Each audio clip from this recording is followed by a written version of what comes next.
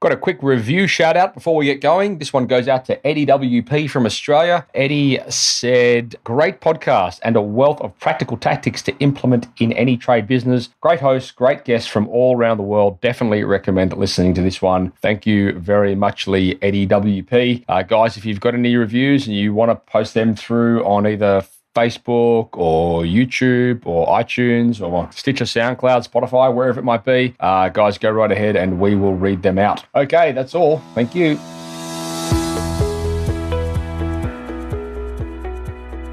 Well, we're mixing it up today a little bit. This is actually a slightly different format to what you might be used to if you're a regular listener to the SiteShed podcast. On the 29th of August 2018, both myself and my colleague, who you would no doubt be familiar with if you listen to the podcast, Adrian from Train Group, we were invited on to ABC Radio. That's Radio Sydney, Channel 702 here in Sydney, with Chris Barth as the host. And we were asked to come on to discuss some of the current issues that have been, I suppose, brought up within the media in relation to apprenticeships and licensing, etc. So it was a really good interview. It was very different for us. I'm used to talking into a microphone, but certainly not so much in the studio format. It's only the second radio interview that I've ever done within a studio. So yeah, it was a lot of fun. Anyway, I'd love to hear your feedback on this. Let me know what your thoughts are. It's a big issue here in Australia, and I'm sure wherever you are around the world, you guys are experiencing something similar. So by all means, leave us some comments wherever you see this come across your feed, whether that's through iTunes, Stitcher, SoundCloud, Spotify, YouTube. If you're in our Facebook group, by all means, strike up the conversation, or if you get one of our emails, and let us know what your thoughts are. Anyway, that's enough for me. This is the interview with myself, Adrian Fedini, and Chris Barth on ABC Radio Sydney. This podcast is proudly brought to you by tradiematepro. Tradiematepro is an amazing business resource that's been designed specifically for trade-based businesses to help them grow and run a streamlined, smooth, sustainable business. The cool thing about it is it's pretty much whatever you need it to be. If you currently need help with finance, you can get it in there. If you need help with sales, you can get it in there. If you need help with leadership, you can get it in tradiematepro. It's a customized solution which is really designed to help you achieve your personal and business goals. So head across to tradiematepro.com.au. You can sign up there for your very first month, which I might add is 100% money back guarantee. So head across to tradiematepro.com.au. Giving tradies and contractors around the globe the tools to run a modern business. You're listening to Toolbox Talks from the SiteShed. Now here's your host, Matt Jones.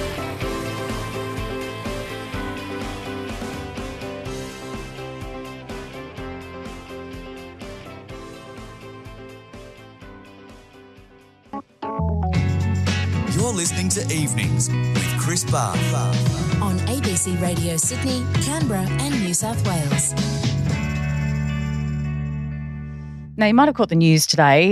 You might have read about the Deputy Premier telling kids to trust their gut feelings if they're inclined to become a tradie and ignore their parents. You might have kids about to finish school. Future career choices might be on the table right now, or maybe you yourself are looking at a change in life, a new career.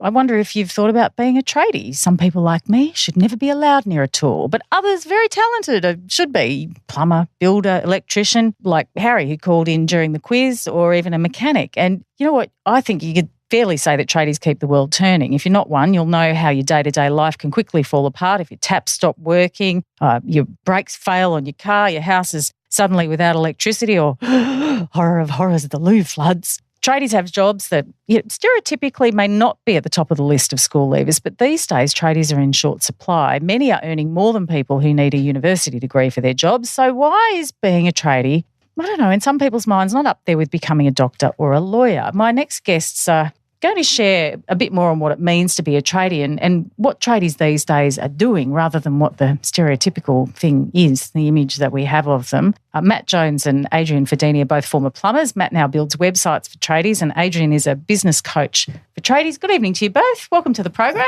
Thanks for having us, Chris. I quite enjoyed you two kind of getting down to the music as we came into the show. My jam. It was smooth. It was good. I dabble. So what do you call your signature dance move? We were talking about this on the quiz. The tradie stomp. That's not what you were doing there, though. That was no, it was more the tradie sway, wasn't it? Yeah, it was good. It was the tradie sway. It was Thanks very much. nice. So, Matt, what's so good about being a tradie? Well, I mean, Well, I was one of those kids, which I suppose a lot of the people out there might be able to relate to, where I wasn't overly academic per se. So I went through the schooling system 20 years actually. This year I would have graduated, and the emphasis back then was so heavily focused on academia. You know, you've got to get good grades at school. You got to go to university. You got to get a job in marketing or something like that. And then you got to go and slog it out, work for the man, and work for your retirement, get a golden watch and a dead chook at the end of it. But I was never academic. So I come the end of school, I was like, well, what am I going to do? I'm not going to go to university and struggle like I just did at school. So I thought I'm going to do a trade, and I did. And it was the best thing I ever did. Like, it's fantastic. You're learning, you're using your hands, you're out there, you're meeting people, you learn social skills, interaction skills. It's outdoor life as well, mate. It's nothing better than being out in the sun, the elements, and Exactly. Yeah, but you two chose plumbing. Yeah.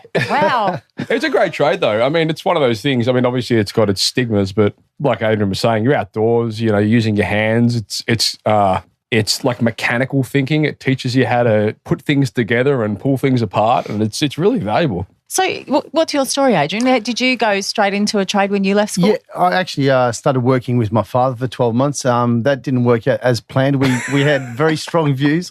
You had artistic differences, did you? Correct. But then I ended up working for a large company in Canberra, moved up to Sydney about 1998 and started my business, and it didn't go to plan. I made some pretty fundamental mistakes, ended up having to sell the family home to pay debts. And it was emotional. It was you had a whole bunch of doubts and even some shame and stuff going on. But then we bounced back. We were able to clear our debts, built the business up, and then sold it in 2012 to one of my biggest competitors. So learning from that was it was phenomenal. It would be hard though. I mean, in days gone by, where you're running your own business as a tradie, so you're on the tools, but you're also expected to have those business skills. Were they taught when you guys started? It's a big disconnect, unfortunately. So, and this is, I suppose, the problem that we're out there to, help resolve to a degree. When you go through your apprenticeship, it's great. They teach you the practical skills and you learn how to apply them when you're out on the job. But what they don't teach you is how to run a business. And so when you finish your apprenticeship, which I know they're talking about canning a lot of them now, which is another topic altogether, but when you can finish your apprenticeship, it's basically like, okay, great. Well, now you can go and start a business, but we're not going to give you any skills on how to do that. So good luck. So we're trying to fill the gap. There is an element at TAFE where you do a business studies course, and I was actually working with the Master Plumbers in the ACT only 2 weeks ago. And I can't remember much of the business skills segment of it, and so there was about 20 plumbers in the room, and they said the same thing. So there's a fundamental gap there. Once you finish your trade and you need to go into that contracting phase or your business owner stage, you need to get some really good financial skills, understand balance sheets, profits or loss, cash flows, everything. And it just simply, there's a gap at the moment. So that's the one thing that we're kind of focused on. Do you think the image of tradies has changed? What was it like, for instance, when you were both apprentices? I had a lot of private school friends. I was the only one that went into a trade. So I was like a bit of a rock star though, but this ties into what Adrian was saying. When you're going through an apprenticeship, you're making money and all your mates are at uni and they're poor, and so you're a bit of a star. But again, tying back into the education side of things, no one really tells you what to do with that money or where to invest it or any of that kind of stuff. So great point. The stigma was, I suppose, there in the sense of, you're doing a trade, which it wasn't a negative stigma, I wouldn't say, but it was definitely like, well, you're not going to university. There was that different level. Do you think that still exists now? I totally do. I think I didn't quite read the entire article, but I picked up points from the Deputy Premier today.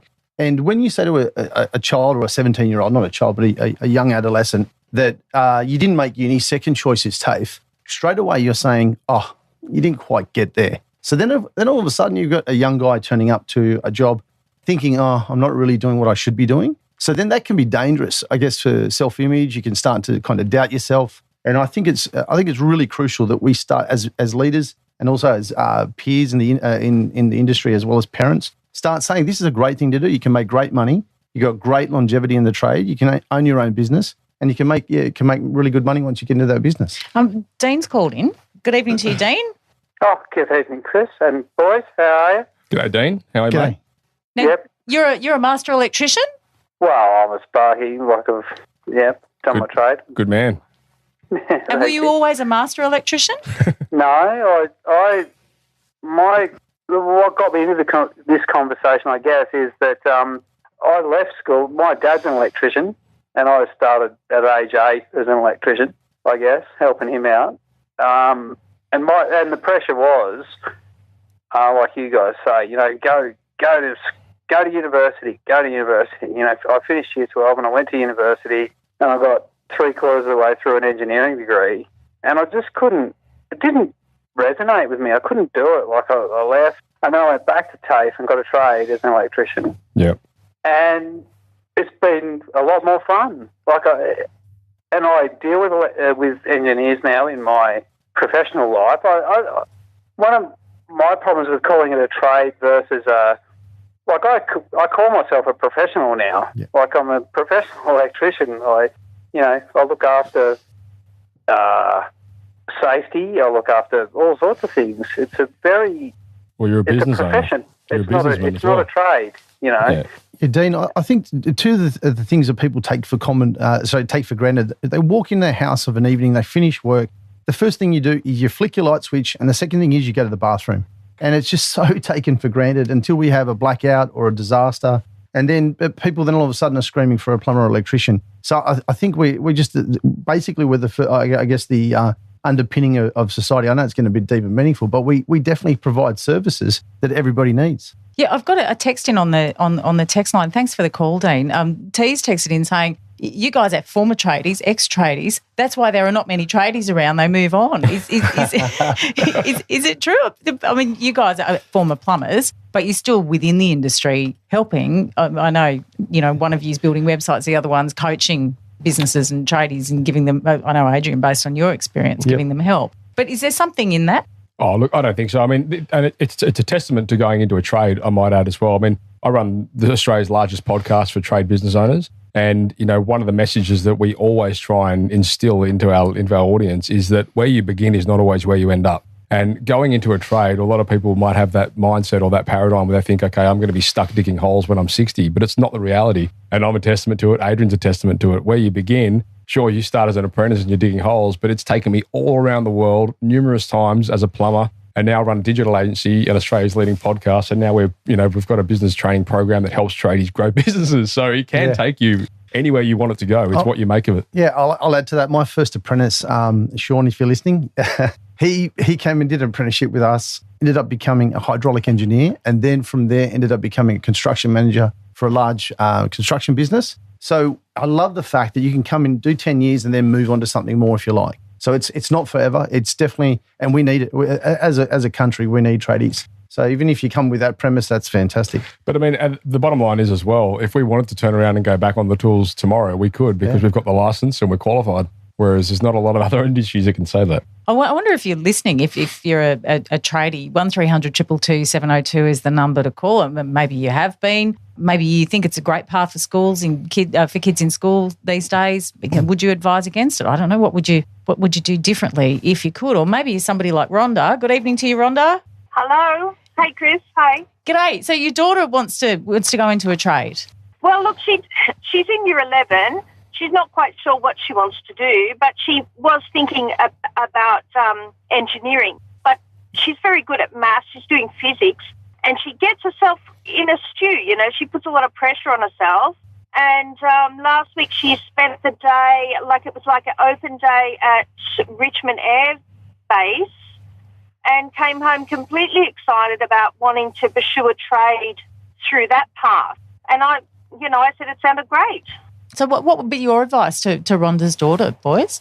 Look, absolutely. I mean, it's one of those things where, first of all, what do you mean she doesn't know what she wants to do for the rest of her life when she's 17? She's kidding, right? Oh, well, I don't expect her to know that. Don't get me wrong. Who does? No, I'm just She doesn't want me to tell. If I tell her anything, it doesn't mean anything. No, of course not. No, yeah. What do you know, Mum? Totally understandable, Rhonda. No, look, I think the best thing that she could possibly do would be to go and get a bit of experience and actual practical training there. I mean, that'll give her a really good indication. I mean, it really is fun. It's a lot different to be sitting behind a desk or sitting in a lecture room, I can tell you. Absolutely. Yeah. Look, secretly, I hope she does do it. She's got a, she loves physics and maths, but she can always pursue that later. I think this is a nice compromise. And not even a compromise. I take that back. Look, first of all, Rhonda, you said secretly, I've got to warn you that this is national radio, so it's probably not going to be much of a secret. My daughter's not listening to okay, ABC. yeah, It's fine. She's listening to Triple J. Yeah, that's right. No, but look, I think just encouraging her to take that step is very powerful, and I think it is actually a testament to you. And I wish a lot of parents would do that. I know. Absolutely. On a slight tangent, I was sitting on at a round table event at the Department of Education down in Canberra a number of years ago, and we were talking about the declining interest in trades. And the number one problem that came up around the table was parents, and it was parents that were talking their kids out of it or saying, well, you went to a private school, you will go to university and you will follow my footpath of being an accountant or whatever it is. And the kid's like, well, no, I'm not good at this stuff, Dad. I found a really interesting fact this afternoon. Of all the billionaires in the world, 30% don't even have a university degree. So it doesn't surprise me. Yeah. I went to university. It doesn't surprise me. Rhonda, just thanks for the call. But before you go, I've got a text in for you. SALT, SALT, Supporting Linking Tradeswomen, are a top group that can be found on Facebook. They run hands-on courses. So maybe have a look at that on Facebook, Supporting Linking Tradeswomen. Rhonda, thanks for the call. We interrupt this podcast today to talk to you very quickly about Tradie Web Guys' content creation program. That program has been designed specifically for trade-based organisations as a way that you guys as trade business owners can start creating content that enables you to engage better with your customers and your potential customers. It will enable you to build trust and build rapport, because what you're doing is you're investing in educating them. Biggest problem that we see with our customers today is that they're not regularly updating their websites. And that's a problem because, first of all, the search engines are looking for that. And second of all, potential customers are also looking for it. Tradie Web Guys' content creation program has been specifically designed to help you get regular, relevant content on your website consistently every month. We know that it's hard when you're out there on the tools, and we know that sometimes you don't always have the time to be able to do these things yourself. So we're taking it off your hands for you. It's a service that we're offering for you guys. We want to make sure that you're getting this done because we know how important it is. Anyway, head across to tradiewebguys.com.au/content, fill in the form, and one of our representatives will come back to you. Ben's called in. Good evening to you, Ben. Hey, how are you guys? Well, thank you. And you want to make a point about specialising. Exactly. Once you become a tradie, once you get into the industry, there's so many different avenues you can take. That's one point that I was going to bring up, that like I do cable locating, and you can do, once you get a plumber, you can get into CCTV, you can do fault locating if you're an electrician. There's so many different avenues you can get into once you come into the industry. So it's definitely worthwhile getting into. Specialisation, it's fantastic. And that's the thing. It is great once you do get a trade business that you find your niche. So I totally agree with you, Ben. Thanks for calling in, Ben. We've got the full board of calls here. Patrick, good evening to you. Yeah, g'day. Was just listening to the program, and my son was in Year 11 this year, did the first term of Year 11, and then was offered a apprenticeship as what the old Boilermaker course, so steel fabrication engineering. He was extremely good at maths at school, but just couldn't find his way with the other subjects. Yeah.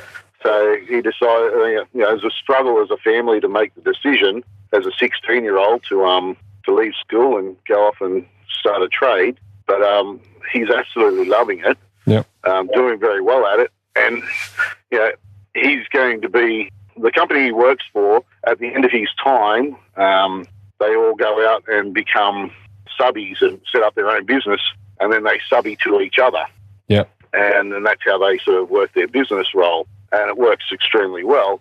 But you look at it and think, okay, he's going to be a business owner, fully qualified at the age of 20, which is pretty daunting for a person of that age. Yeah, and there's a difference between being fully qualified and being fully experienced. Wisdom. I might add. So I would just encourage, first of all, when you get home, give him a high five from Adrian and I and say good on you. But second of all, I would say, definitely encourage him to educate himself in the space of small business education, because being a great Boilermaker is one thing, but knowing how to run a business, a successful Boilermaker business, that's another thing altogether.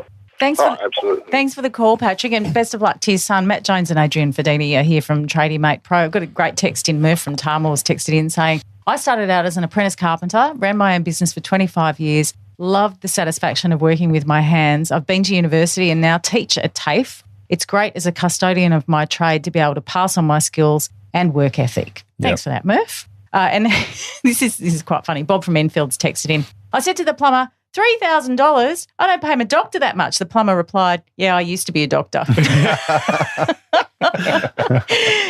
there many people switching from other occupations into trades? Yeah. Well, a lot of my clients actually are employing mature age apprentices, both the plumbing and electrical field, and they tend to find that they've gone exactly, I can't remember the caller a few calls back, said they were halfway through a university degree and then decided that that wasn't for them. And they come there with a little bit more life experience and they didn't know what they want and they tend to succeed quite well. Greg's got a question for you. Good evening to you, Greg.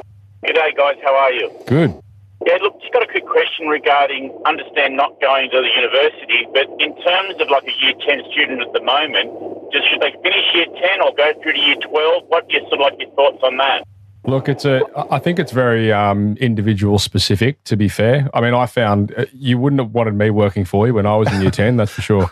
I just didn't have that level of maturity. And it ties into what Adrian was just saying then about, just having that little bit extra bit of maturity. I think for me, I was definitely a lot more mature, although if my parents are listening, they might disagree, but at the age of 18 than I was at the age of 16. But I mean, again, it is individual. I mean, I've had a lot of apprentices in the past that were younger, and they were just fantastic, like just brilliant. Is there a disadvantage more broadly speaking, though, if you don't have that Year 12 qualification? Not necessarily from the Year 12 qualification, it's a driver's license issue. Yeah. So if you're only 15 or 16 in Year 10, and you might have to pick something up from the shops or the supplier for the boss, that's when it becomes an issue. So it's definitely not an issue from a Year 12 certificate point of view. Greg, have you got thoughts either way on what you'd like to see your son do? Oh, it's my daughter, actually. Oh, your daughter, sorry. Yeah, but I just having that discussion with them about I wanted to finish Year 12. I just wanted these guys' opinion whether that's like me just overthinking it and not giving her the opportunity to maybe do something else. I mean, look, if she's a responsible young adult, then I don't see a reason why it wouldn't work. Adrian, what do you think? I'd love to add there. Why would you like your daughter to go to Year 12? I just want to understand, do you have a specific reason or is it just a feeling? Or It's a feeling that I've always thought that even with a trade, which is a great thing to have, you needed to get to that Year 12 level of education as a fallback thing to have. Soon as you get a trade certificate, I know it's been quite a few years since I did my trade, but as soon as you get that, I think it's a certificate 4, which supersedes a Year 12 certificate. So Year 12 high school certificate, and you need to check your facts on this, becomes redundant once you have a trade certificate. I mean, look, there's pros and cons. The advantage is, of course, if she started at the age of 16, by the time she's 22, she's fully qualified. By the time she's 20, she's fully qualified. By the time she's 22, she's fully licensed. She stayed an extra couple of years at school. Sure, she's got a school certificate, but then it's going to take an extra couple of years. So it really depends on what's important to her, I think. Greg, thanks very much for the call. Thank you. Steve's called in from Dural. Good evening to you, Steve. G'day, how are you? I'm actually on my way home from a job, would you please? Oh, what were you working on, Steve? I've been so fortunate. I've had a wonderful working life. I've just clocked over 49 years of doing it. I started at 16 Good man. as an apprentice fitter and machinist on the New South Wales Government Railways. Legend.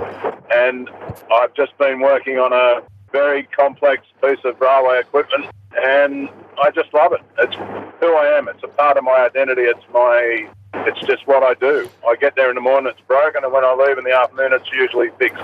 Awesome. And it's been wonderful. I can't encourage young kids enough to go and do a trade. You'll love it. And as you made the point earlier, it doesn't mean you're going to do it forever, but you can always go back to it. And I think it was Ben called in earlier and said to find a niche. Well, I found a niche in the railways, and it's just been a great job. I love doing it. That's why I'm still doing it after 50 years. Good man. Very smart. Thanks for the call, Steve. Yeah, good on you. Thank you. Bye-bye. Kate from Summer Hills texted in. I always wanted to be a carpenter, but I let my parents talk me out of it. I regret it now. How about that? And then Liam in Ireland, this is actually interesting given that we have a tradies shortage in Australia. I'm a painter, wanted to move to Australia. Liam listens from Ireland, by the way. But the companies won't take anyone on sponsorship because of visas, and they're expensive, $5,000 there. And I've got a lot to offer. I've got 32 years experience, but I can't get in. Yeah, and this is really interesting, especially of late, because that's one of the licenses they're talking about scrapping. I don't know if you've read about that, but that's really I find for a country that's so forward-moving, something like that to come out in the media was really shocking. So they're talking about eliminating licenses and even, I think, apprenticeships for a number of trades, painting being one of them, glazing, fencing, just to name a handful. Bench tops and putting bench tops on and things like that. Right, I was reading about as well. I mean, licenses are really important, aren't they? Well, I mean, look, the problem goes so much deeper. Quality of work is important. The quality of work is paramount, but then the training that you get while you're going through an apprenticeship is what, equips you with the skills. And I'm not just talking about practical skills. I mean, you learn things like work health and safety. You learn how to erect scaffold and put ladders up and do all that stuff the right way. If you're not doing that training, like what's going to happen to the injury rate? People are going to start falling off ladders. Michael's called in. Good evening to you, Michael. Good evening. Now, you want to make a point about experience over qualifications. Yes, I'm a bit underwhelmed by the next generation of engineers coming through. Wonderful, spreadsheets and whatever. But get them out on, it's a knowing laugh, isn't it? They get them out on site and they cannot see what they're trying to achieve. Yeah. No, can't carry the plans in the head. It's just amazing. Oh, the ongoing battle with engineers on site, hey? I know. I've been there and done it, mate. I feel your pain. Yeah, surveyors and engineers, a love-hate relationship, yeah. Look, I think the dynamic here is, that's always going to be an issue when you've got people that are university educated who walk onto a site and try and, give you their expertise on something they really have no idea about practically. Whereas, we're out there installing the stuff and we've got a really good idea of how it is going to work, which is why now I think you see so much of the design build sort of, style of jobs that they get issued. But anyway, I know what you're saying. Yeah, it's painful. I'm dealing with everyone from formworker, chippy, concreter, plumber, through to engineers, and I try to empower them. Working with them. How do you want this done? Okay, what's the best way to put marks for you? And just leave us alone and let us who are doing it actually do it. Yeah, people like you built the pyramids, mate.